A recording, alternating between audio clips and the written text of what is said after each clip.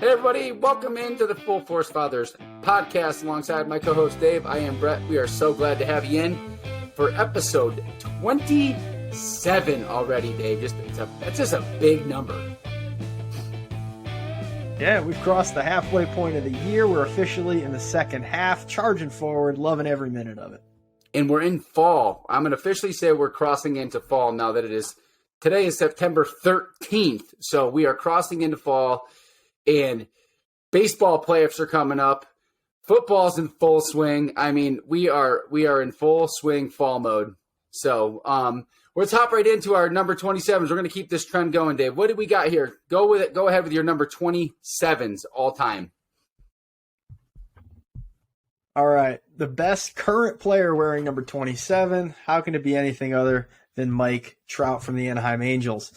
Blast from my past. How about Vlad Guerrero wearing number 27, where he used to not wear the batting gloves, used to dig in. He could hit the ball off the ground out of the yard. He was incredible to watch. So he's another great number 27. And how about a football player? How can you go with anybody other than Eddie George from the Titans? Eddie George, Heisman Trophy winner out of Ohio State. Heartbreaking Super Bowl loss to the Rams. That great Rams team, the greatest show on turf as they were called, with Kurt Warner and Marshall Faulk. Yeah, you got your hands up 1 foot short, 1 yard, I think it was, but we'll call it 1 foot. That's the going. That's what they say these days. And I watched that Super Bowl. I remember watching it live. 1999. We were in high school, which was just tremendous time to be alive and watching football. And I felt for that Rams team, the great Steve McNair. Both those teams had good to great rosters, Hall of Famers on both sides of the ball. But yeah, 27. The other one I want to say, you said Vlad Guerrero. You know what makes me feel old and you feel old? What's that? His freaking kid is like an all-star in baseball now, okay? That makes me feel freaking old, okay? It's true. Dude, we used to watch. True. I didn't even think about that. We used to watch Vlad Guerrero when he played for the Montreal Expos, right? Didn't he play for the Montreal Expos? Expos. Yeah, we're dating ourselves sure right did. there. We're dating ourselves with the Montreal Expos, but to throw a couple other names out there, I'll go historic baseball. You have the great Catfish Hunter, and also Juan Marshall, and most people don't know who that is. Another great all-timer. I like to throw the baseball references out there for my dad, but Eddie George is the only one I could really think of in football that had a lot of meaning. We're probably missing him. This is really quick, guys, when we do this. And no doubt, I agree with you on the Mike Trout thing. He's probably been the best. They call him a 5-tool player for the last decade, and the guy just can't even make the playoffs because he's on just a terrible franchise. Yeah, it really is sad because he is so fun to watch. Be nice to see him get an opportunity someday to win the whole thing. And I look at baseball, and Colin Cowherd, who's my favorite radio host of all time, I don't need to agree with him politically, but from a pure talent standpoint, I think he's the best there ever was. He can carry a microphone by himself, no problem. He doesn't need any help. And you would know from your years at ESPN, the guy's just super talented. And he brought up a thing, years ago when he used to work for ESPN Radio. These leagues have to stop worrying about expansion, and believe it or not, they need to think of contraction. There's not the parity there that everybody thinks there is. It is literally the same teams winning the title every year. The teams that spend the most money every year. And it's a testament to sometimes maybe you do need to shrink some things down, contract a little bit. You don't need all these teams because look at Mike Trout is the perfect example of that. The guy's probably never going to win a World Series. I mean, unless something drastically changes in the next 5 to 10 years of his career, he's probably never going to win a World Series unless he goes and plays for somebody else. The Yankees, the Red Sox, the Astros, the Dodgers, something along those lines. And it's sad to see these great, great all-time players that never get a chance, but everyone's worried about expansion. More teams. The MLS, which me, I'm a soccer buff. I don't watch any American soccer because it's terrible to watch. Sorry, my MLS fans out there. It is. It's garbage. Watch the Premier League. But they just keep expanding, and they keep watering it down, and they make it worse and worse and worse. They're not making the product better by watering it down. Don't you agree? Yeah, I do agree, but I also say that salary cap has a lot to do with it. Baseball's got such a ridiculous salary cap that if you go over, then you just pay a luxury tax. So who cares? The people that can afford it are just going to pay more anyway. Yep. NFL, NBA, you've got these salary caps that keep the teams competitive. And I think it's most noticeable in the NFL because you've always got new teams that are kind of in the mix every year. But baseball is just so far past that. As long as you have money, who cares? Just pay the tax and just load your roster up. And that's why you have the same teams that win, all the time. Yeah, well, I don't know. I understand what you're saying, but it's almost like they have to game the system, the salary cap. Because if you look at all these teams, look at these like most recent quote unquote dynasties or teams that were there for a few years in a row and they went. The Chiefs, okay? The Chiefs are going to be playing with fire after they gave Mahomes that huge contract. Right? All those rookie deals are now gone. Tyreek Hill is gone. They're going to really have to do some work to stay really, really, really good because now you got the big contract at Mahomes. The Seahawks, they had all those great years where they had Russell Wilson on a rookie deal. They get to the Super Bowl 2 times, the NFC Championship a couple more times. 49ers, same thing. They had Kaepernick on a rookie deal. Niners made 2, all those NFC Championships and Super Bowls. And, once like you said, the salary cap is a game. You got to figure out how to do it best. And unless your name's Tom Brady, it doesn't matter who you play for. You're going to the Super Bowl every year. That's right. Yeah. But anyways, we kind of meandered down a little dirt road there on the number thing. But there's another thing that you got going on today, Dave. What are you doing tonight? I am so excited. I am heading up to Phoenix, actually Mesa to be specific, to go see the one and only Dave Ramsey. And he's going to be coming up there with his daughter, Rachel Cruz, and one of his other personalities, George Camel. And I am totally geeking out because you know how much I enjoy listening to Dave talk, whether it be on his podcast or in person at the studio in Nashville when we went there on vacation. Like, I'm always looking for chances to see, hear, read what he's got to offer. So Casey and I are heading up there tonight. We've got a babysitter set up, and we are just super, super pumped about it. What are you doing there? What is this all about? Is it just a meet and greet? Is it a sit down and talk? What is it?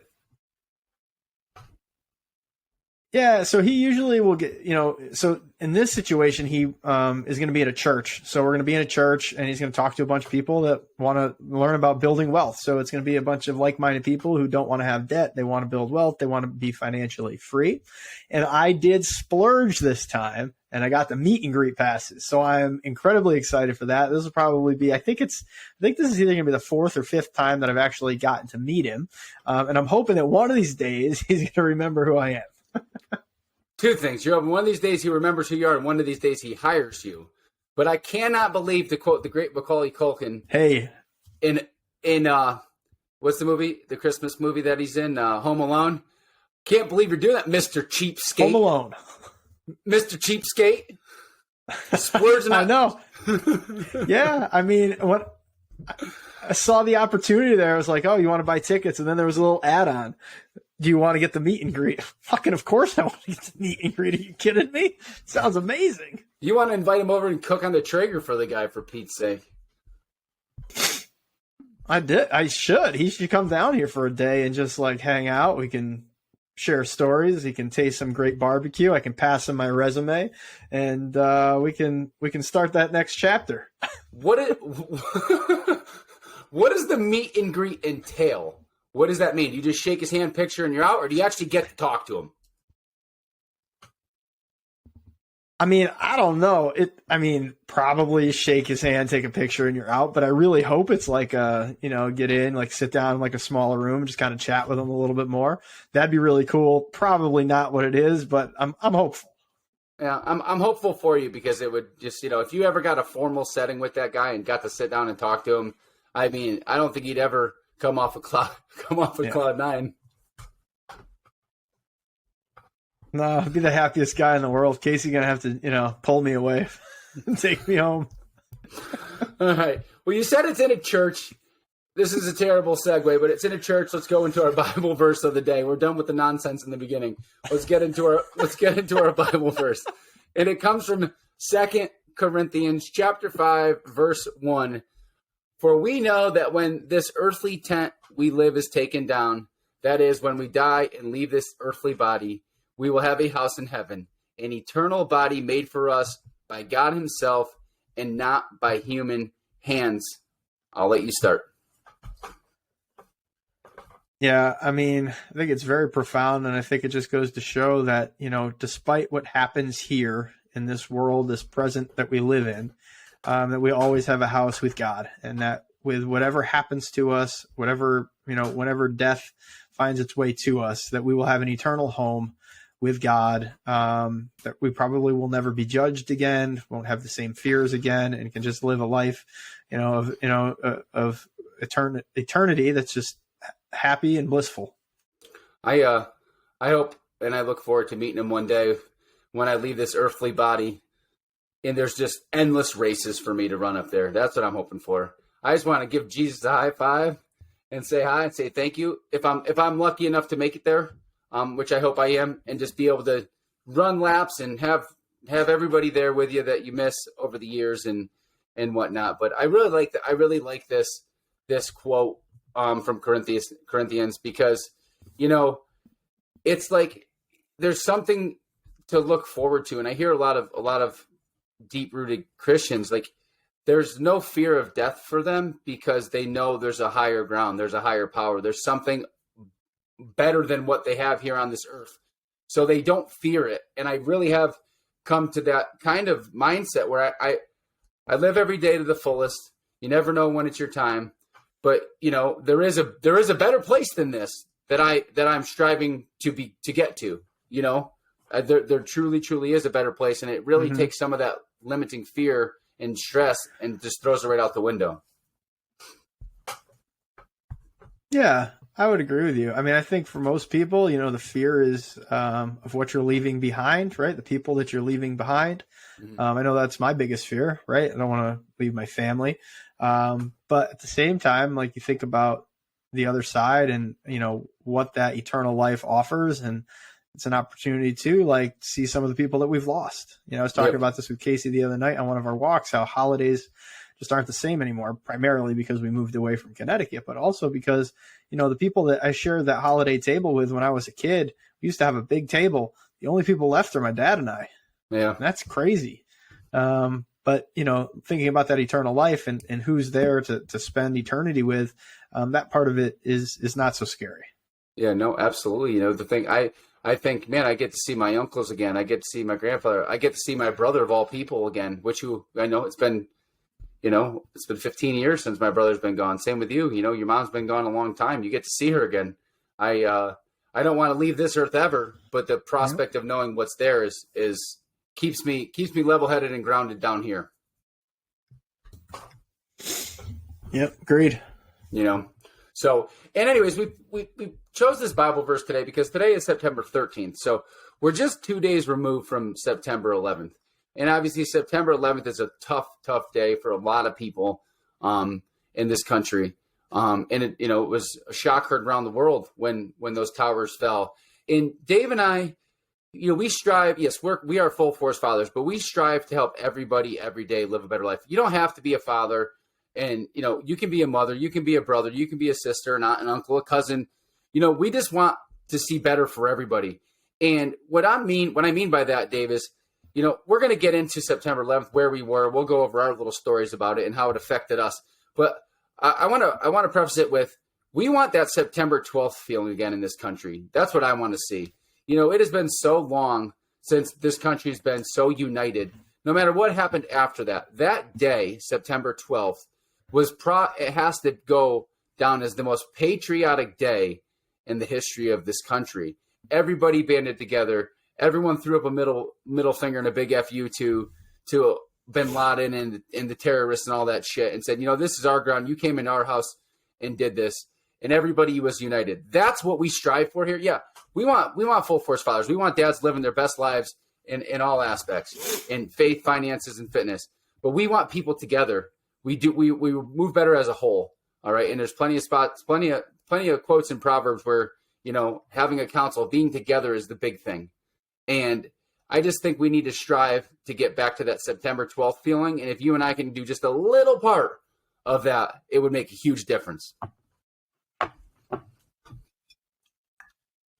Yeah, I totally agree with you. I mean, that was a moment I think when my patriotism kind of started. You know, I was always a proud American growing up. The opportunities that I had, and supporting our veterans and our war heroes and all that. But that moment in time, I've never I've never lost that feeling. Of togetherness as a country from that moment, what that did for everyone in this country, from San Diego, as far this west as you can go, all the way up through Maine and everywhere in between. It was just proud to be an American, and like you said, stand up to the terrorists that were out there. You don't fuck with the United States, and that is something that has just vanished in this country, and it's so incredibly sad. Because it's amazing, in 21 years, how fast that deteriorated. And I'm not saying we need a tragedy or we want a tragedy, but we need something that binds this country back together. We need to get back to that place where we support each other. We support the ideas of each other, but ultimately defend the country together and support the values and the freedoms that we have here. Yeah, absolutely. We need to become united and less divisive right now. And listen, this isn't about black and white or Republican and Democrat. This is about the country as a whole. Man, we all fall underneath that flag, dude. We are all Americans. And that's what has to bring us together again. And it can happen. It has to happen, because there's just nonsense going on in this world right now with all this divisiveness. I don't care who the hell's in the White House. We need to be united, just like, almost like, yeah. With Obama being in office when they got Bin Laden out, Operation Neptune Spear, when they took Bin Laden out, everybody cheered. It don't matter who the hell was in the White House, if it was Bush or Biden or Obama or Trump. It didn't matter, dude. It was a collective togetherness to defeat an enemy. Yeah, absolutely. And that's, I mean, you said it. I mean, that was when we were together, even when Obama was in office. I mean, we've talked about it before. I wasn't a big Barack Obama fan of his presidency, but I mean, fuck, I was proud as an American that we took care of Bin Laden. We took care of the person that caused all this devastation to this country and to the people here. But yeah, I mean, we don't see anything like that now. It's just pure hatred that's being spewed around on all sides, and it's incredibly frustrating. It's sad to see. I mean, regardless of who's in the White House, they're still the president of the United States, and you should want them to succeed for the benefit of our country as a whole and of you as an individual and for your kids. And everybody's just rooting for the president of our country to fail, whether that be Trump or that be Biden, going back to Obama, Bush, Clinton. I mean, you name it. Like, if someone's in office, we need to support them, because ultimately we want the best version of our country. And without that support, I mean, how can that happen? Yeah, no, you're right. And we, obviously we're on the topic of September 11th right now. I think and everybody always, when you meet someone, where were you on September 11th? I want to let you take the floor first here. Give me your 2 to 3 minutes. Where were you? What did you feel that day? Do you remember it vividly like it was yesterday? Because I certainly do. But I'll let you start. You go ahead and tell us where you were on September 11th, and we'll give you a couple minutes, then I'll hop in and do my half of the take. Yeah, I was in my first full week of college. We'd just gotten out of high school, and I went to Eastern Connecticut State University. So a few days earlier, my parents had dropped me off at school. Was getting settled into the dorms. Didn't know really anybody. Which was scary in itself, and first time at college. And I remember walking around and the first week, and like, you're signing up for things. It was back when we had cable, so people were signing up for cable and signing up for this and learning the school. So I go to my first ever intro to mass communication class, and it's a big auditorium. Again, didn't know anybody.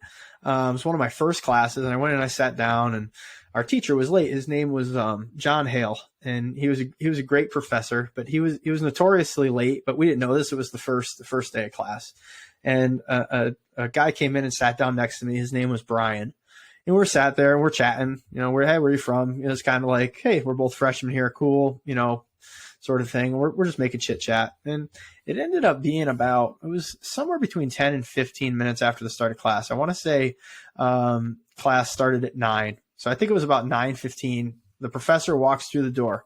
Everybody turns around because the door is in the back of the class. And he pops his head and he's got a notebook and he's pen. He's kind of frazzled. And all he said was, class is canceled. Your first assignment is to go home and watch the news. There's been a terrible accident.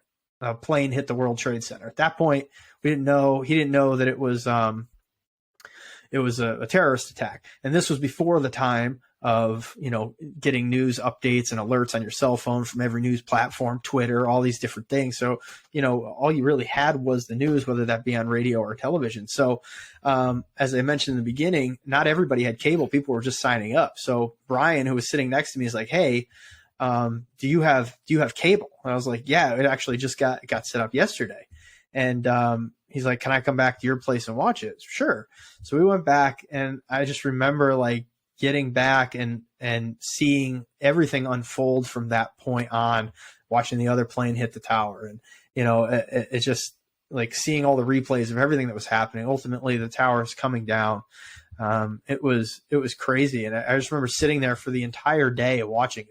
I remember my mom called me frantic because my mom was always a doomsdayer and a prepper. She always liked to have, she had hurricane kits and these kits and those kits in the basement. And, David, are you okay? And do you need us to come and get you? And it was just all because people had no idea what was happening. It was It was happening in New York. It was happening in DC. It was happening in a Pennsylvania field.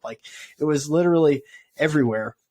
And I just remember kind of tunnel vision, watching the news, and then also thinking about, people around me. I mean, I had a great friend in high school who had just signed up for the Marines, and we had been together a week before at the Goshen Fair and hanging out, and he was going to boot camp and I'm going to go do this. I don't know where I'm going to be or what I'm going to be doing, but yeah, I'll be in the Marines for 4 years, then I'll be out. And then, my mind immediately went to him, and I'm like, holy shit, where is he going to end up? And of course he was over in Afghanistan for a good portion of his tour. And, I remember it vividly. And I'll never forget that moment. Yeah, no, it's interesting to hear, because that's, you and I have talked 1,000 times, and we never really have ever gone through this. So this is first time listening for me as well to hear it and you describe it so vividly. And I, just like you, I remember it like it was absolutely yesterday. I remember to an absolute T where I was, what we were doing. And I was a junior in high school because you graduated 2001. And I graduated in 2003. So I was in my junior year. And I remember vividly being in second class art period down in the basement of the high school. Mr. Legier was his name. One of my all-time favorite teachers. He was super cool, super laid back, total artist. Wore the Art Deco hat and the little vest, and had his, he was dirty all the time. I mean, he was just an artist through and through. Absolutely, that's what he was. And it was second period, and I remember sitting there and we were doing something, and the phone rang, and he went over and answered it, and it was not for him. It was for a kid in my class named Mike, and it was his mother. So I saw him take the phone. He goes out in the hallway on the long cord, and he comes back in, and he goes, "Hey guys, that was my mom. A plane hit the World Trade Center." And we're like, "What?" You know what I mean? So at that point, it hadn't even gone through the school yet as to what was going on. And so we switched periods. Second period goes to third period. And then the freaking principal gets on the loudspeaker and the announcements and said, we've already talked to local law enforcement. The safest place is to stay in school. They're telling us protocol to keep you in school. You're safer here than anywhere else. La, la, la, la. So we're 16, 17 years old. The hell with this. We're getting the hell out of here. And the teachers were like, no. They literally, because we have, security officers and the cop and stuff. And you guys got to stay in school unless you really have to go home for something was planned. And so I'll never forget, my brother was kind of king of the school, and he was friends with all the teachers, my older brother, who was a year older than me. And we went over to Mr. Sizer's class, woodshop class. And our school was going through a renovation at the time. So there was all sorts of construction going on. And Mr. Sizer was over in the wood shop printing that whole little area, the wing of the high school. And he was the only teacher in the school that had cable. So my brother was like, "Hey, come with me. You're not going to class." I'm like, "Dude, I'm not getting in trouble, man. I got to go to class." He's like, "No, you're coming with me." And we went to Mr. Sizer's class room, and we're watching it on cable. And I didn't see either plane hit but we were standing in there, and there's probably 50 or 60 students crowded in there. And at that point, I think the teachers just gave up on anybody learning that day, because that's really when cell phones first came around. Cell phones first started getting hot then. So then people were talking to their parents and da-da-da-da. So teachers kind of just let everybody just hang. And we kind of did our own thing that day. And sure enough, you know, we watched in his classroom both of those towers fall. I watched both of them. And it was wild. I'll never forget it. Then we did mosey on through the day. We all were driving anyways, so we all ended up leaving school early and driving home. And I'll never forget, man, I was glued to that television from his classroom. We left, we went home, and I watched TV all through the entire night, and we had no idea what the hell was going on. You know, and obviously back then the news was a little bit more trustworthy than it is now. But it lit a fire in all of us. My brother and one of my best friends growing up, Keith, you know, they both went, and I was with them, and we went to the Army recruiting station essentially the next day or within the next week and said, how the hell can we sign up and go and help? You know what I mean? Because like you said, it really lifted your patriotism up, and it did the same for us.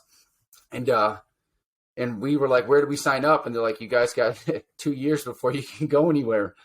And so the Army, I'm sure they still have it now, but it was called the DEP program. It was called the Delayed Entry Program. And my brother and our best friend Keith, they signed up on the spot. And a couple other kids from school went to the Marine Corps.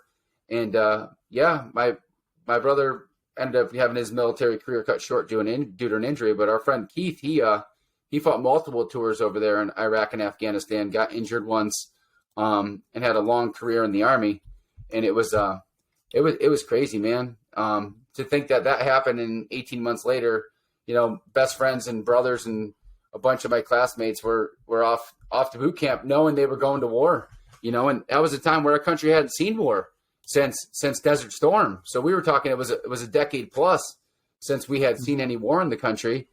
And it's just like I said, it really, that next day we didn't go to school, that September 12th. But it really was just like, holy cow, man. And then all the stuff in the news afterwards, the memorials and Bush being at the Trade Center and with the megaphone and the old guy with his arm around him. I mean, that it just keeps bringing me back to that. Like, we got to get back to that September 12th feeling. And I'll tell you, one thing that I've noticed too, how much it did that for everybody. It wasn't just my group of friends that had that September 12th, let's go sign up for the military feeling. You know me, I've been on a military book kick lately. Between Chris Kyle and the Luttrell brothers and Robert O'Neill and all these SEALs and Rangers and Green Berets and stuff. And those guys are all about our age. They're all late 30s, early 40s. And, you know, every one of those books that I've read lately has their story, their version. And just like you and I did, every one of them, Dave, knows exactly where they were, when they were, and what happened afterwards. You know what I mean? It's wild. It's still vivid in my mind now. Yeah, it is. It brings back so many memories. I mean, we talk about uniting as a nation. How about when President Bush showed up at Yankee Stadium, Game 3? I think it was October 30th, 2001. It was Yankees and Diamondbacks, and he showed up to throw out the first pitch. He waited till Game 3 so he could do it at Yankee Stadium, and that, like, I mean, I hate the fucking Yankees more than anybody, but God, what a moment that was, where he came out and he threw a pitch and he threw a fucking dart right in center of the strike zone. I mean, if there's anything more fucking patriotic and inspirational than that moment, I mean, we're just like everybody in the stands chanting USA. Like it was just amazing. I mean, just amazing. And then, you know, I think back on a personal level from that moment. We talked earlier about, you know, when Obama took out Osama bin Laden. I remember being in an ESPN control room that night, and one of the coordinating producers, it was Sunday Night Baseball, called and was like, he told us the news over the phone in the control room. He's like, you got to be ready for it. And we were covering the baseball game. We were doing wraps for the baseball game. And like, as people started finding out on their cell phones, like chants of USA started all around the stadium again. It's like, you know, that stuff is so far gone in this country. And that's what we need to get back to. Just like everybody having a common a common fight for freedom, which is what this country was built on. And the fact that we don't have that right now, and that's been lost on so many people. And I think part of it is because a lot of the people that are pushing this fucking nonsense out there right now weren't alive during this. They weren't alive to experience it, or they certainly weren't old enough. And they just have no idea what that sort of turmoil and standing up as a nation together means. Yeah, absolutely. I mean, I remember how many of us, I was one of them. Like, how many people had an FDNY hat on after that, or an NYPD hat? You know what I mean? It was just the support for all those firefighters. And,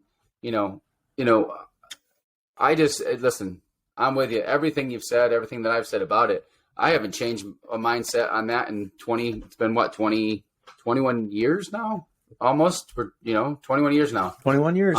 Since it happened. So it's wild, man. It's a wild time. And I'd like to hear your, not you, Dave. I'd like to hear from, people that listen to the show. Reach out to us. Let us know. I mean, I'm always interested in to hear where you were, or what you felt, or what it did for you, or whatnot. So reach out, shoot us an email, or reach out to us on socials. And, we'd love to hear some stories, how it affected you or didn't affect you. We were living in Connecticut too, by the way. That's a little thing that is kind of a big thing. We were super close to what happened. And I remember living in Torrington when O&G Industries, they were sending triaxles down to the trade center to help clean up afterwards. So yeah, we were only 2 hours from Manhattan, from where everything happened,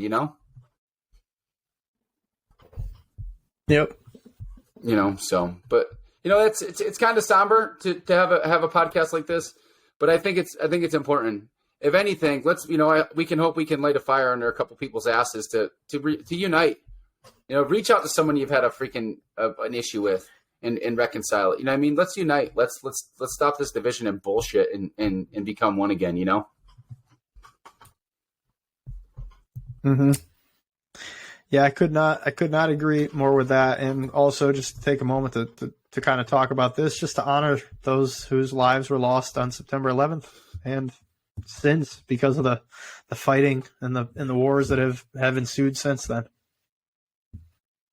Absolutely. It's not just the people that died in those towers and on those planes. It's all the troops that fought afterwards that gave up their lives, So moving on, let's pick it back up. Let's pick up the somber tone and make it a little more energetic here towards the end of the show. And let's just go with our house cleaning portion of the show that we do every week. Dave, where are you at with 75 Hard, and how long you got left? 3 days, baby. 3 days left. And this has been a good 75 Hard run. This is my second time through the program. I don't want to say fully through because I'm not there yet. But I definitely had some, challenges throughout this process. The traveling to Austin mixed in, vacations, like there's just things that kind of came up. But powering through, staying focused was so important. I added more weight training in this time around, significantly more running than I did the last time. And it's been great. It's such a great program. Yeah, no, How about you? I end tomorrow. Tomorrow is finale. Our show, obviously, today's the 13th. I end the 14th. Wednesday, it is done. And probably just like the last two times I've done it, I just continue on with it. I really worked on a lot of things each and every time. This time, I just feel like I've never been more productive. And what's the word I'm looking for? Not economical, but productive. I mean, if I think of the word, I'll drop it in here. But yeah, just this, I'm better at work. I'm better with fitness. I'm better as a dad this time around. It's just more efficient, I'd say. I'm operating at a high efficiency this go round. This is my third time through the 75 days, and I plan on finishing out the entire Live Hard program from the start of this one. And I know Carp, as you know, we've dropped his name a few times. He's 9 days behind me. So, he'll be done middle of late next week. And then we'll have three of us will have completed it. Yep. By the end of September, which is pretty awesome. And we're all better for it. No doubt about it. Great program. No doubt about that. Yep. Moving on with some housekeeping. You are headed up to Phoenix tonight for Ramsey. I'm actually leaving right now. As soon as we're done hitting the record button, we are headed up to Connecticut for a wedding. My stepsister gets married on Saturday. So we are heading up today. We're going to hammer out the drive from Southern Virginia up to there. It's about a 9 to 10 hour drive, depending on traffic. But we figured we'd take advantage of the trip. So instead of going up just, day before, come back day after, we're going to go up today. We're going to actually head up to Vermont to a good friend of mine. He has a cottage up there where we spent a ton of time as kids, which we're super, super happy. Northern Vermont, way up, about 30 minutes from the Canadian border. We're going to go enjoy some cooler fall temperatures, some foliage, some Vermont maple syrup and Vermont maple candies. He's got a beautiful little cottage on a pond up there. It just brings back so many great memories from childhood. And those are my friends that listen to the show. You know what I'm talking about up on Pensioner Pond. And I'm so glad, though, this time around, Dave, because I get to share that experience with the girls. The girls have never been there. We left Connecticut young. Madison was only 4. Caroline had just barely turned 2 when we were gone. So they had never experienced anything other than Connecticut. Maybe they went to Rhode Island once or twice. So I'm really excited to show them a place where I hung out as a kid, and really get out of the hustle and bustle of the city, get out in the country. And I mean, you're in the remote Green Mountains up there, and it's gonna be a good time doing some hiking, doing some fishing, doing some swimming, doing some campfires. Who knows? Maybe Thursday of this week I'll have a s'more because I'll be off 75 hard. Maybe I'll break down. Yeah, hey, might as well. Yeah, but no, we're excited. We're excited. I want to see them there, and we'll see what happens. And then we'll get back. We're gonna do 3 days there, get back home to Connecticut, spend time with family, go to the wedding, and then we're gonna hop around a couple days before we head back down here. Then who knows? Maybe if it works out well, maybe we head back. And the stars align, we head out west for Halloween or Thanksgiving or something. If we can make it financially feasible and or the timing works or something. Well, I can help you on the financially feasible side of things. This bed right here behind me that you see in my studio can be all yours for as long as you need it. We got air mattresses. Come on out. It'd be a lot of fun to get you out here for Halloween or Thanksgiving. We could do Traeger Thanksgiving 2022 or another epic Halloween as we've done in the past. Yeah, yeah. Like I said, we're trying to see if we can make it work. If it does, great. That's it really for me on house cleaning. Anything new in your world? How's anything new coming up besides Ramsey tonight? No, just super excited for Ramsey. Been busy traveling with the football season now. It's great to be back in the groove of that. Just having a ton of fun, staying busy, and trying to stay on top of it all and enjoy the time with the kids, man, because that goes even faster. They're back in religious education now. We got football, karate. Bryce wants to join Cub Scouts, so it's all sorts of craziness over here. Yeah, it never ends. There's never a dull moment in the Fortin household. And for those of you watching on YouTube, nope, no doubt about that. Hair update. It's coming along nice and good up here on the top. So Finley is happy. My hair is growing. It looks like a mess, but we're going to do our best to go with that man bun. But enough about my hair. Dave's got scissors. No, we're good. You can take that fight up with Finley. Oh. I will. When I see her, I'm going to take that fight up with her. You ain't going to win that fight, kiddo. Probably not. But all right, Dave, what's the book today? Are we at book recommendation time? Go ahead. Right, here we go. Fire away. Today's book recommendation is Becoming Bulletproof by Evie Poumpouras. And I'm sure I butchered her last name. I hope I didn't. She's of Greek descent, and she is a fantastic person. And she wrote an incredible book here, Becoming Bulletproof. The reason I picked this book for this week is because she had a 9/11 connection. I'm going to share a little bit of it. The first chapter of this book opens up, and she was a special agent with the Secret Service. And she was working at the site of the World Trade Center. Now, she wasn't in the North or South Tower. She was in World Trade Center 7, which was just outside, I believe, the North Tower. So when the first plane hit, they heard a loud noise. They didn't know what was going on. But a voice came over the intercom, said they need to evacuate. So she evacuated. She had her badge and her gun. That was all she was able to take with her. and her and her other agents were going down the stairs. They got almost to the exit. They couldn't get out the main door. They had to go out the side doors, but they said, you know what? Something terrible looks like it's happening right now. We got to go back and get our FAT kit. And I didn't know what a FAT kit was, but it's a first aid trauma kit. And so her and the other agents, I think they said there was 13 of them. They ran back upstairs, up the flights of stairs. They were on the 9th and 10th floor, so they had to run up 9 flights of stairs. And they got their FAT kits and they brought them back down.